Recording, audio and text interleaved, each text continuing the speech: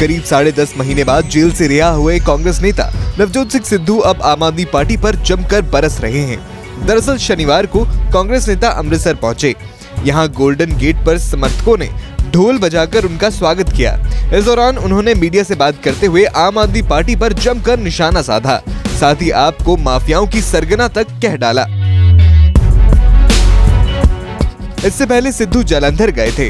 वहां उन्होंने पूर्व सांसद संतोख चौधरी के परिवार से मुलाकात की, जिसमें चौधरी की पत्नी व जालंधर लोकसभा उपचुनाव के लिए कांग्रेस कैंडिडेट कमलजीत कौर से भी मुलाकात की।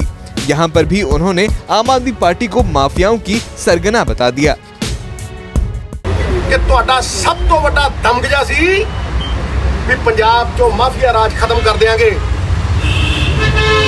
ये थोड़ा सब तो बड़ा दमगजा सी। ਅੱਜ ਪੰਜਾਬ ਦੇ ਵਿੱਚ ਮਾਫੀਆ ਰਾਜ ਪਹਿਲਾਂ ਨਾਲੋਂ ਦੁੱਗਣਾ ਤਗੜਾ ਮਾਫੀਆ ਰਾਜ और उस दुगने तगड़े माफिया राज दी सरगना आम आदमी पार्टी और ਜਿਹੜੇ ਦੋ ਬੰਦਿਆਂ ਦੇ ਨਾਮ ਦੇ ਉੱਤੇ ਇਹਨਾਂ ਨੇ ਇਲੈਕਸ਼ਨ ਲੜਿਆ, मैं कहना ठोक के छाती वो दो आदमियों दे छत्र छाया दे विचों माफिया फल रहा अब चल। गौरतलब है कि अमृतसर सिद्धू की कर्म भूमि है। यहाँ से वो सांसद और विधायक का चुनाव जीत चुके हैं। हालांकि पिछले विधानसभा चुनाव में उन्हें हार मिली। गौर करने वाली बात यह है कि अमृतसर के गोल्डन गेट पर समर्थकों ने ढोल बजाकर उनका स्वागत तो किया, लेकिन कोई बड़ा नेता सिद्धू के स्वागत के लिए नहीं पहुंचा।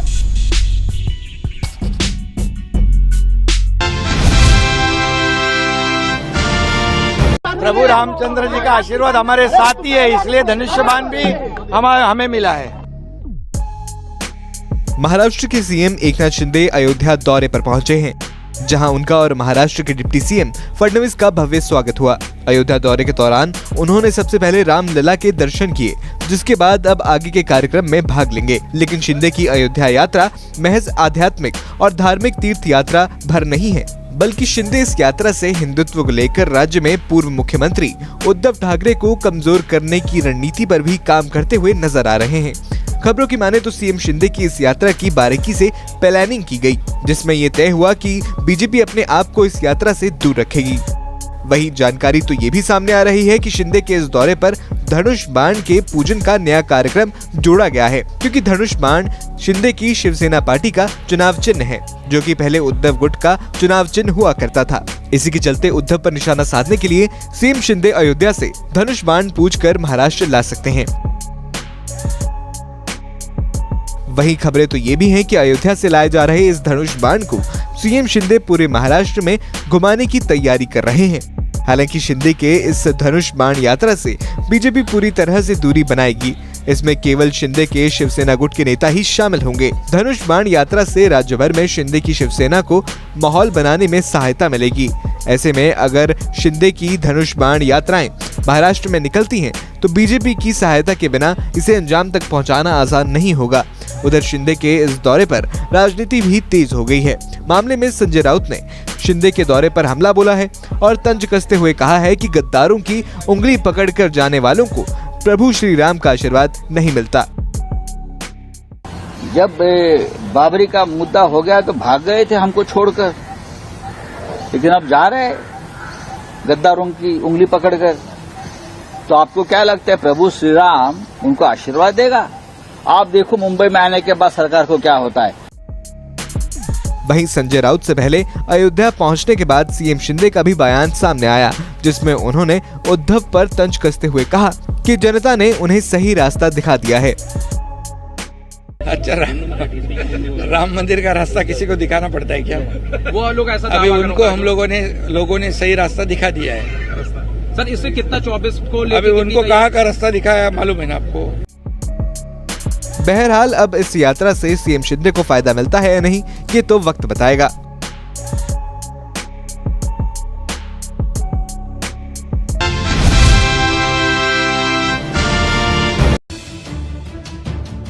राष्ट्रवादी कांग्रेस पार्टी यानी एनसीपी के प्रमुख शरद पवार इन दिनों कांग्रेस पार्टी के ही निशाने पर आ गए हैं। वजह है उनका गौतम अडानी पर दिया गया हालिया बयान। इसी कड़ी में कांग्रेस पार्टी की नेता अलका लांबा ने भी पवार पर निशाना साधा।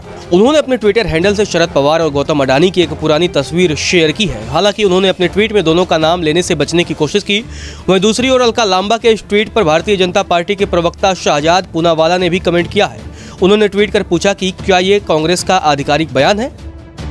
आखिर पवार अडानी की इस फोटो पर अलका लांबा ने ऐसा क्या कह दिया जिस पर बीजेपी प्रवक्ता पूनावाला ने कांग्रेस से सवाल किया है। कांग्रेस नेता अलका लांबा ने अपने आधिकारिक ट्विटर हैंडल से एक तस्वीर साझा की है। उस तस्वीर में एनसीपी प्रमुख शरद पवार और गौतम अडानी दिखाई दे रहे हैं। हालांकि अलका लांबा ने अपने ट्वीट में दोनों का नाम नहीं लिया। लांबा ने लिखा कि डरे हुए लालची लोग ही आज अपने निजी हितों के चलते तानाशाह सत्ता के गुण गा रहे हैं। देश के लोगों की लड़ाई एक अकेला राहुल गांधी लड़ रहा है। पूंजीपति और चोरों को बचाने वाले चौकीदार से भी तस्वीर देखकर लग रहा है कि यह कोई पुरानी तस्वीर है। अलका लांबा के ट्वीट के बाद भारतीय जनता पार्टी के प्रवक्ता शहजाद पूनावाला ने कांग्रेस और एनसीपी से सीधा सवाल किया। पूनावाला ने ट्वीट करते हुए कहा कि मैं हैरान हूँ, क्या यह कांग्रेस की आधिकारिक स्थिति है। अलका लांबा ने शरद पवार पर सीधा हमला किया है। उन्होंने पवार को लालची और कायर बताया है। एक महाराष्ट्रियन होने के नाते मैं काफी हैरान हूँ, क्या यह कांग्रेस का आधिकारिक बयान है। इस ट्वीट पर एनसीपी क्या कहना चाहेगी, डिलीट करने से पहले यह रहा उनका ट्वीट। अलका ने बीजेपी प्रवक्ता शहजाद पूनावाला के सवालों का जवाब देते हुए कहा कि उन्होंने शरद पवार को लेकर जो भी टिप्पणी की वह उनकी पार्टी का आधिकारिक बयान नहीं है। आधिकारिक बयान उनकी पार्टी के सोशल मीडिया अकाउंट से जारी किया जाता है। अलका ने लिखा, मैं एक कांग्रेस कार्यकर्ता हूं, मेरे ट्वीट मेरे निजी हैंडल पर स्वतंत्र विचार है। उनकी जिम्मेदारी और जवाबदेही मेरी है। पार्टी में लोकतंत्र है और हर किसी को अपने विचार रखने का अधिकार है। दरअसल एक इंटरव्यू के दौरान जब शरद पवार से अडानी विवाद में जेपीसी जांच को लेकर सवाल किया गया था तो जवाब में बताया था कि आखिर वह जेपीसी क्यों नहीं चाहते हैं। एनसीपी चीफ ने कहा था कि जेपीसी में सत्ताधारी दल का वर्चस्व होगा और इसीलिए सच्चाई सामने नहीं आएगी, इसीलिए वह जेपीसी नहीं चाहते हैं। एक जमाना ऐसा था कि उस जमाने में हम हमेशा रूलिंग पार्टी पर क्रिटिसिज्म करना हो तो टाटा बिरला पर हम क्रिटिसिज्म करते थे। आजकल टाटा बिरला का नाम लेते नहीं। और दूसरा देशवासी को ये पता लगाए, अंदाजा है कि टाटा का भी देश में कॉन्ट्रीब्यूशन है, इसलिए आजकल अडानी अंबानी नाम लेते हैं। तो उनका कॉन्ट्रीब्यूशन क्या है कि इसमें इस बारे में सोचने की आवश्यकता है। दूसरी बात, आज मुझे लगता है कि हमारे सामने दूसरे इशू ज़्यादा इम्पोर्टेंट है। एक अनएम्प्लॉयमेंट, दूसरा प्राइस राइज और तीसरा फार्मर्स किसानों की समस्या। ये तीन मेजर इशू आज देश के सभी लोगों के सामने है। इस बारे में अपोजिशन के नाते से हमें ध्यान देना पड़ेगा, हम देंगे। और इससे ज़्यादा इस इशू पर कोई बोलने की आवश्यकता है, ऐसे मुझे लगता है। राजस्थान में सियासी चहलकदमियां बढ़ने लगी हैं। राज्य में इस साल के अंत तक विधानसभा के चुनाव होने हैं। चुनाव से पहले नेताओं के बयानों और मुलाकातों को लेकर अब कई तरह के मायने निकाले जाते हैं। बीते कुछ दिनों से राजस्थान के नागौर से सांसद हनुमान बेनीवाल चर्चा में हैं। आरएलपी के चीफ हनुमान बेनीवाल ने बीते दिनों आम आदमी पार्टी के सुप्रीमो अरविंद केजरीवाल से मुलाकात की। मुख्यमंत्री अरविंद केजरीवाल से मुलाकात के बाद हनुमान बेनीवाल ने कांग्रेस के नेता सचिन पायलट को भी एक ऑफर दे दिया है। ऐसे में लोगों के मन में ये सवाल है कि आखिर हनुमान बेनीवाल चाहते क्या है। चुनाव से कुछ महीनों पहले हनुमान बेनीवाल ने सचिन पायलट को कांग्रेस छोड़ने की सलाह दे डाली। पायलट को ऑफर देते हुए हनुमान बेनीवाल ने कहा, पायलट कांग्रेस छोड़कर नई पार्टी बनाएंगे तो मैं उनके साथ गठबंधन के लिए तैयार हूँ। कांग्रेस में पायलट का बार बार अपमान हो रहा है। पायलट को अब कांग्रेस छोड़ देना चाहिए। पायलट अगर नई पार्टी बनाते हैं तो इसका जबरदस्त माहौल बनेगा। अगर पायलट नई पार्टी बनाएंगे तो हम उनसे गठबंधन करेंगे। हनुमान बेनीवाल ने अपनी बेटी के जन्मदिन पर मुख्यमंत्री अरविंद केजरीवाल को अपने घर बुलाया। केजरीवाल के साथ आम आदमी पार्टी के और भी कई बड़े नेता पहुंचे। हनुमान बेनीवाल ने इस मुलाकात की तस्वीरें ट्विटर पर शेयर भी की। अब इस मुलाकात को लेकर राजनीतिक जानकारों ने कई तरह के मायने निकाले। ऐसा माना जा रहा है कि राजस्थान चुनाव में हनुमान बेनीवाल की पार्टी राष्ट्रीय लोकतांत्रिक पार्टी केजरीवाल की पार्टी के साथ गठबंधन कर सकती है। हनुमान अपने मजबूत आधार और केजरीवाल की लोकप्रियता के बदौलत कांग्रेस और बीजेपी को टक्कर देने की सोच रहे हैं। हालांकि इस गठबंधन को लेकर दोनों पार्टियों की ओर से कोई बयान सामने नहीं आया। अब ऐसे में हनुमान बेनीवाल के 3 प्लान हो सकते हैं। आइए उसे समझते हैं। दिल्ली मॉडल को लेकर मुख्यमंत्री अरविंद केजरीवाल काफी मुखर रहते हैं। राजस्थान में केजरीवाल ने सभी 200 सीटों पर चुनाव लड़ने का ऐलान किया था। वहीं सचिन पायलट की युवाओं के बीच लोकप्रियता किसी से छिपी नहीं। कांग्रेस के अंदर भी कई लोग चाहते हैं कि सूबे का सीएम फेस सचिन पायलट को ही बनाया जाए। हनुमान बेनीवाल की पार्टी की स्थिति जाट बाहुल्य सीटों पर काफी अच्छी मानी जाती है। ऐसे में हनुमान किसी बड़े चेहरे के साथ गठबंधन कर एक बड़ी आबादी को साधना चाहते हैं। दूसरी, कांग्रेस बीजेपी फूट से फायदा। हमारी पार्टी कांग्रेस और बीजेपी के साथ गठबंधन नहीं करेगी। बीजेपी और कांग्रेस में फूट है। बीजेपी में 13 में से 12 नेता तो मुख्यमंत्री के लिए दावेदारी ठोक रहे हैं। इस बार बीजेपी की राह आसान नहीं। ऐसे में ये माना जा रहा है कि हनुमान बेनीवाल बीजेपी और कांग्रेस के खिलाफ एक मजबूत गठबंधन बनाना चाहते हैं। कांग्रेस में अशोक गहलोत और सचिन पायलट गुट का विवाद जग जाहिर है। हनुमान राजस्थान में कांग्रेस की सबसे कमजोर नब्ज को पकड़कर चुनावी मैदान में उतरना चाहते हैं। पक्ष टैग को हटाना। हनुमान बेनीवाल ने कहा, हमारा राजनीति में कोई बैकग्राउंड ही नहीं था। हम कभी सत्ता में नहीं रहे, विपक्ष में रहकर ही हम लड़ते रहे।